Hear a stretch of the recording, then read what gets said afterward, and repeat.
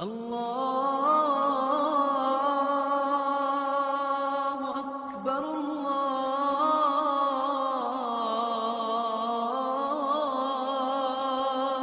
اکبر۔ جابر رضی اللہ تعالی عنہ روایت کرتے ہیں، رسول اللہ صلی اللہ علیہ وسلم نے فرمایا، افضل ایام الدنیا ایام العشر۔ اس لیل و نہار کی ترتیب میں زندگی کے سب سے عظمت والے، فضیلت والے جو ایام ہیں وہ ذوالحجہ کے پہلے 10 دن ہیں۔ عبداللہ ابن عمر رضی اللہ تعالی عنہ روایت کرتے ہیں، رسول اللہ صلی اللہ علیہ وسلم نے فرمایا، ما من ایام اعظم عند اللہ ولا احب الی من العمل فیہن من هذه الایام العشر۔ ان 10 دنوں میں جو انسان اعمال صالحہ کرتا ہے اس سے بڑھ کر عظمت والا کوئی کام ہے ہی نہیں۔ فاکثروا فیہن من التہلیل والتکبیر والتحمید۔ پھر جس کی زندگی میں یہ 10 دن آ جائیں اس کو 3 کام کثرت سے کرنے چاہیے۔ التہلیل، لا الہ الا اللہ، والتکبیر، اللہ اکبر، والتحمید، الحمدللہ۔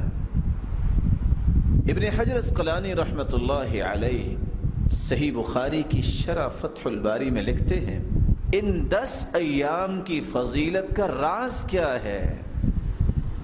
12 مہینوں میں ان 10 ایام کے اندر جو عبادتوں کو اختیار کرتا ہے انسان، جن عبادتوں کو اللہ نے جمع کر دیا ہے، بقیہ سال کے کسی ایام میں جمع نہیں کیا۔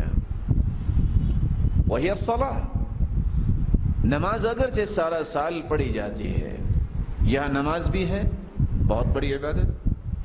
والصیام، رمضان المبارک میں بھی روزے ہیں اور یہاں بھی روزے رکھیں گے۔ والصدقہ، رمضان میں بھی صدقہ ہے اور باقی ایام میں بھی صدقہ کیا جا سکتا ہے۔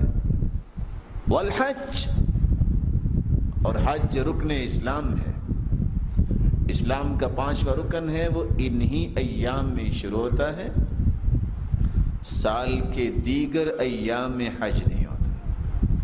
اس لیے اللہ تعالیٰ نے ان ایام کو فضیلت سے نواز دیا۔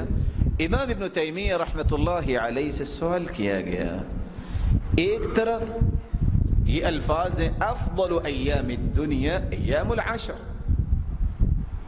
سال کے دنوں میں سب سے افضل دن ذوالحجہ کے پہلے 10 دن ہیں، اور دوسری طرف رمضان المبارک کا آخری عشرہ 10 راتیں جن میں لیلۃ القدر بھی ہے، اس کی فضیلت ہے۔ ان دونوں میں افضل کون ہے؟ دلائل کی روشنی میں انہوں نے جواب دیا، دنوں کے اعتبار سے ذوالحجہ کے پہلے 10 دن افضل ہیں، راتوں کے اعتبار سے رمضان المبارک کی آخری 10 راتیں پورے سال سے افضل ہیں، کیونکہ ان کے اندر لیلۃ القدر ہے۔